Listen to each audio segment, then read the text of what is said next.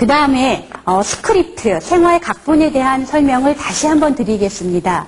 여러분이 갖고 계신 교재에 한 세 번째 쪽 정도를 펼쳐보시면 어떤 말이 나오냐 하면 아래에서 한 두세 번째 패러그래프 정도 보시면 이런 게 나오죠. 한 사람의 행동과 의사소통, 그리고 시간 구성은요, 아동기의 경험과 자신과 타인에 대한 결정에 근거해 그의 지각 또는 증거 틀의 맥락에서 이루어지게 되고요. 다시 한번 읽을게요. 한 사람의 행동이나 의사소통, 시간의 구성은 아동기 경험과 자신과 타인에 대한 결정에 근거해서 그의 지각 내지 증거 틀의 맥락에서 이루어집니다. 다시 말하면 어떤 사람이 갖고 있는 나는 내 삶은 이런 거야. 나는 이런 사람이야 라고 갖고 있는 증거 틀이 있죠. 예, 시간의 흐름에 따라서 자기가 쓰고 있는 증거 틀이 있어요. 그것을 우리가 생활 각본이라고 합니다. 그래서 거기 보시면 그 아래쪽에 어떤 아동은 건설적이고 창의적인 증거 틀로 자신의 각본을 쓰지만 또 어떤 아동은 자신의 내적 생활과 인간관계에서 행복하지 않은 부정적인 방향으로 자신의 생활 각본을 써나가고 있다는 거예요. 그래서 의사교류 분석에서는 여러분의 생활 각본 얼마나 건강하시고 긍정적이십니까? 라는 질문을 계속 하게 되죠. 그리고 그것을 생산적인 것으로 대체하도록 계속 자극을 합니다. 네, 네 번째 그 생활 각본에 대한 말씀을 드렸어요. 이제 다섯 번째 분석의 대상입니다. 의사거래에서 다섯 번째 분석의 대상은 생활 자세예요. 생활 자세.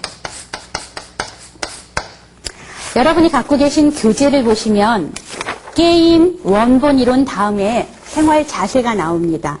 여러분은 어떤 생활 자세를 갖고 살아가고 계신지 한번 번외 의사교류 분석 개념을 사용해서 스스로를 한번 돌아보시길 바라요. 생활 자세는 네 가지로 크게 대분됩니다. 네 가지요.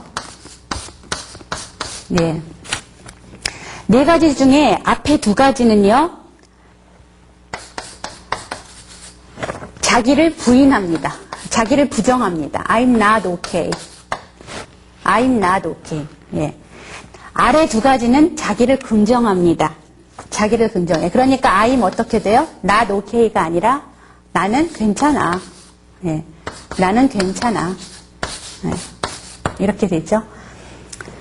그 다음에 이쪽에는 나는 안 괜찮다. 그리고 누구는 괜찮냐. 나는 안 괜찮은데 누구는 괜찮냐? 다른 사람. 네. 나는 안 괜찮은데 당신은 괜찮아요. 이 첫 번째 생활 자세예요.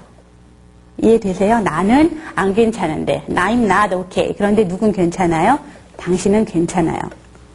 두 번째는 여기가 바뀌겠죠? 나는 안 괜찮은데 너도 안 괜찮아. 당신도 역시 안 괜찮아. You are not okay. 세 번째는 뭘까요? 나는 괜찮은데 누가 안 괜찮아요, 이번엔? 당신이 안 괜찮아요. 너가 안 괜찮아. not okay. You are not okay. 이번에는 뭐냐? 나도 괜찮고 누구도 괜찮아요? 당신도 okay. 당신도 괜찮아요. 네, 이렇게 자신과 타인의 삶을 조망하는 태도, 자세에 따라서 크게 네 가지로 나뉩니다. 다시 한번 정리하면 첫 번째는 I'm not okay.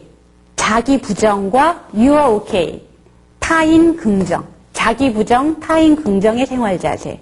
두 번째, I'm not okay, you are okay. 나도 괜찮지 않고 당신도 괜찮지 않은. 다시 말해서 자기 부정, 타인 부정의 생활 자세. 세 번째는요. 나는 괜찮은데 넌 안 괜찮아. I'm okay, you are not okay. 다시 우리나라 말로 말하면 자기 긍정, 타인 부정. 그렇죠? 네 번째는 어떻게 돼요? I'm okay. 나는 괜찮은데 또 누구도 괜찮아요? You are okay. 당신도 괜찮군요. 자기 긍정, 타인 긍정의 생활 자세. 이렇게 네 가지로 크게 나눌 수가 있고요. 이거는 대충 생후 2년 반에서 3년 안에 생후 2년 반에서 3년 안에 네 번째가 아닌 이 세 번째 중에 어느 하나로 아이들이 자신의 생활 자세를 만들어 놓고 있다라고 볼 수 있습니다. 여러분 이것을요 태어나서부터 한번 생각해 보세요. 처음 태어난 아이가 응애응애 울죠. 배고프면 쭈쭈 달라 그러죠. 척척하면 기저귀 갈아달라 그러죠. 나는 not okay예요. I'm not okay. 그런데 누구는 okay죠? 엄마 아빠는 okay죠. 나를 돌봐주는 사람은 배고프다. 그러면 쭈쭈 다 갖다 물리고 척척하다. 그러면 기저귀 착 갈아주고 이러니까 얼마나 전지전능해 보이겠어요? okay죠. 예. 태어나서 만 1년까지는 이런 포지션으로 산다 그래요. 아, I'm not okay, you are okay. 이런 포지션으로 산대요. 그런데 조금 지나다 보면 엄마 아빠가 자기를 돌봐주는 케어테이커가 안 okay예요. 아, 엄마 나를 화나게 만들어. 엄마가 나를 신경질 나게 만들어. 미운 3살 이럴 때쯤 되면 이렇게 되죠. You are not okay. 조금 더 지나가면 아이들이 나는 괜찮은데 다른 사람은 괜찮지 않아. 이렇게 생각할 때가 있고요. 예, 여기까지가 썩 건강하지 않은 생활 자세라고 여러분 생각되시죠? 예. 그래서 여러분 한번 돌아보세요. 여러분의 삶은 1, 2, 3번 중에 몇 번에 해당이 되세요? 1번처럼 생각하는 사람들은 우울증에 걸리기 쉽겠죠. 우울증, I'm not okay, you are okay. 나는 정말 아무것도 아닌데, 나는 okay가 아닌데, 다른 사람들은 다 okay 같아요. 절망하겠죠. 속상하겠죠. 우울증 걸릴 수 있죠. 여러분, 나는 okay인데 다른 사람이 다 not okay예요. 이게 대표적으로 어떤 사람들이죠? 잘난 척하는 사람들이잖아요. 잘난 척. 나는 항상 okay야. 너넨 다 내 밑이야. 너넨 다 okay가 아니야. 이렇게 하는 사람 3번처럼 살겠죠? 1, 2, 3번. 여러분 2번은 또 나도 okay가 아니고 남도 okay가 아니에요. 힘들겠죠? 이렇게 사는 사람들이. 눈치를 채셨겠지만 1, 2, 3, 4번의 생활 자세 중에 가장 건강하고 바람직한 생활 자세는 몇 번일까요? 4번입니다. 예, 3번에 동그라미 치면 안 되겠죠? 정답은 4번이겠죠. 여러분이 앞으로 여러분의 생활 자세를 만들어 가실 때 여러분도 okay이고 여러분의 주변 사람 모두가 다 같이 okay인 세상, 예, 그런 세상에서 여러분들이 살아가셔야지 행복하고 여러분도 함께 발전해 나가는 어떤 그 전체 구성원으로 살아갈 수 있겠죠.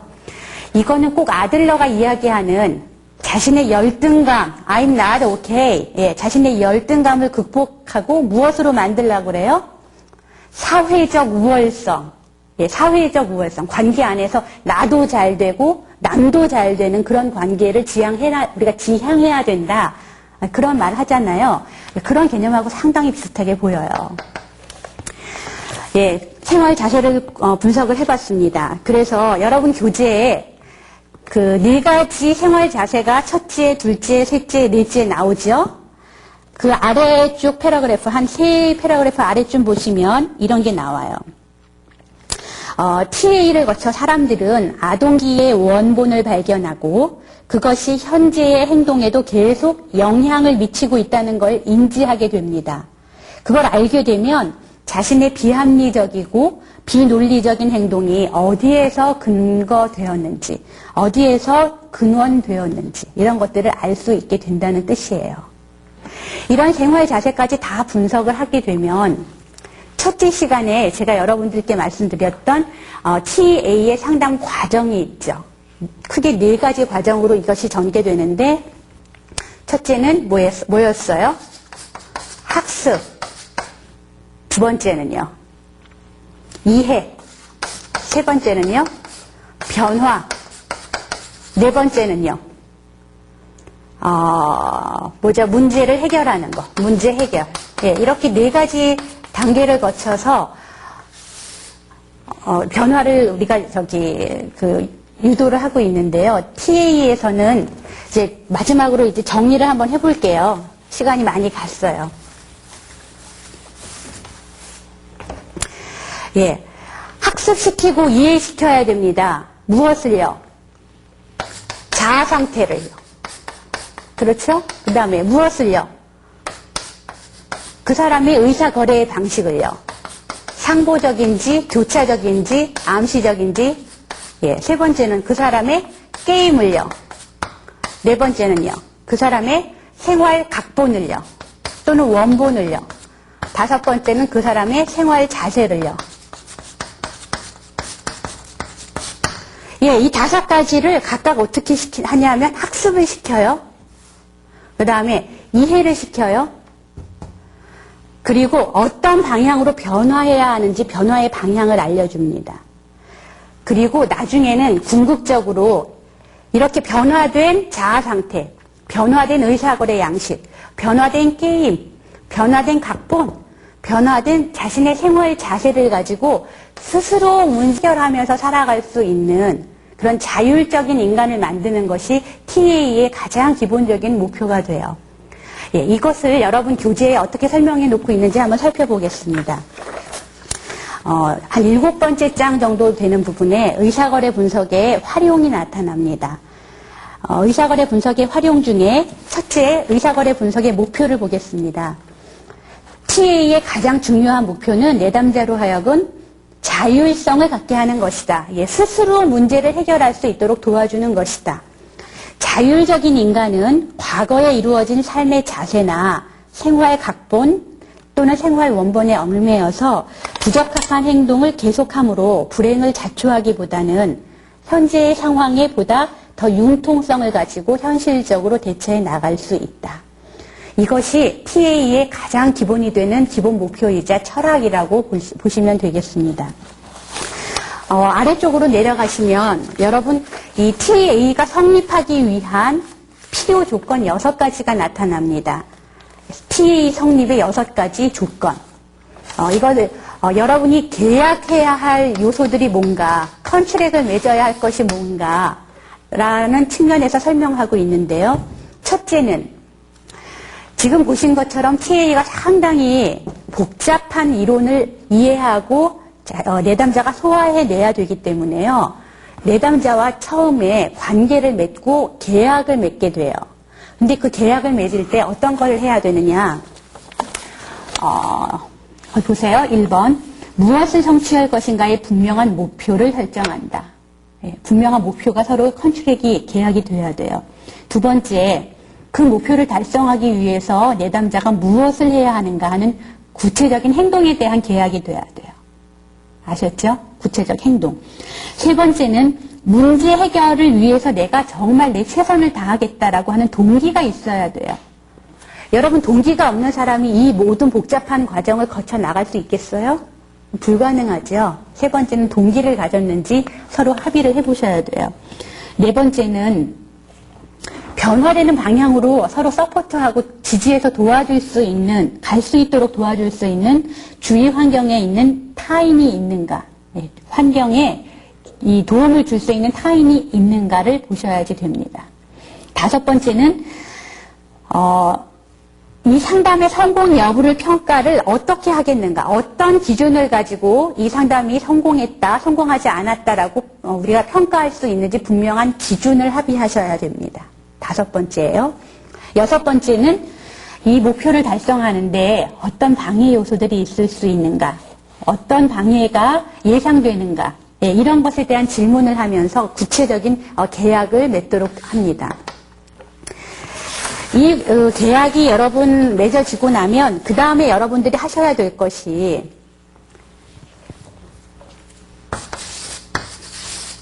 각각에 대해서 사정을 하셔야 돼요. 사정 또는 평가를 하셔야 돼요. 예, 거기 보면 사정의 대상이 나오죠. 1번 성격 구조, 다시 말하면 자아 상태가 어떻게 이루어지고 있는가. 두 번째 타인과의 상호 거래, 상호 관계, 의사 거래가 어떻게 이루어지고 있고 또 게임이 어떻게 진행되고 있는가. 두 번째 평가하십니다. 세 번째는 시간 구성을 어떻게 해나가고 있는가. 이 내담자가 다시 말해서 어떤 시간의 흐름에 따른 삶의 각본을 쓰고 있는가. 또는 이 사람은 어떤 역기능적인 좋지 않은 생활 자세를 가지고 있는가. 지금까지 설명드린 그 원칙에 의해서 이 5가지를 각각 다 평가하게 됩니다. 그 다음에 여러분이 관심이 있는 게 뭘까요? 평가하고 났으니까 이제는 변화시켜야 되죠. 다시 말해서 어떤 방향으로 각각을 변화시키면 이 내담자가 건강하게 자율성을 가지고 스스로 문제를 해결하며 살아가겠느냐. 이것에 다시 초점을 맞춰야 될 것 같습니다. 그래서 그 뒤쪽으로 여러분 보시면 치료해야 할 대상, 다시 말하면 변화시켜야 할 대상이 나오는데요. 세 번째는 치료예요. 여러분도 마찬가지고요. 여러분의 내담자도 마찬가지고 자아 상태를 변화시켜야 되겠죠. 지난 시간 말미에 여러분들이 여러분 스스로의 자아도를 그려보시라고 했는데 그려보셨나요? 예, 그리고 그 자아 상태가 어떻게 변화되면 좋겠는지 여러분들이 바라는 자아 상태를 혹시 생각해 보실 수 있겠어요? 예, 어떤 원칙을 가지고 이게 바뀌어야 되겠는가? 그거를 지금 설명드리는 거예요. 첫 번째, 어덜트의 치료와 상담을 보세요. 어덜트. 여러분, 어덜트가 너무 낮거나 어덜트가 혼자만 삐쭉 올라가서 어덜트만 가지고 살아가는 사람들이 있어요. 어떻게 치료하면 좋을까요?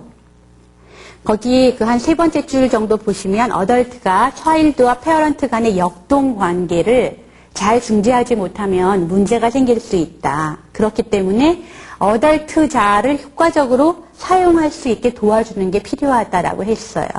네. 어덜트가 효과적으로 발휘될 수 있도록 도와줘야 된다. 그러면서 시간이 없지만 제가 그 뒤에 나오는 8가지 치료 기술이 있어요. 8가지. 보세요. 버는 어덜트 자아의 효율적 활용을 위해 4개의 치료 기술과 4개의 또 다른 4개의 치료 기술을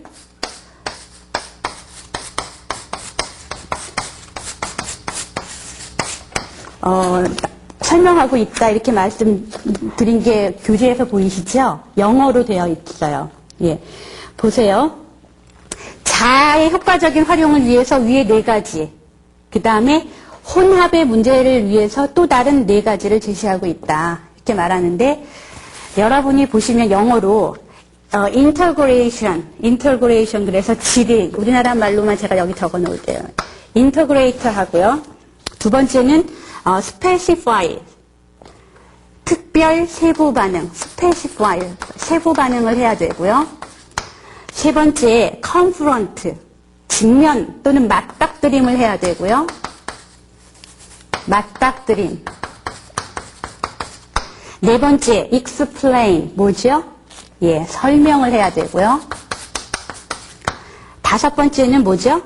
illustrate, 우리나라 말로 실증 이렇게 번역이 돼요. 실증을 해야 되고요. 6번째는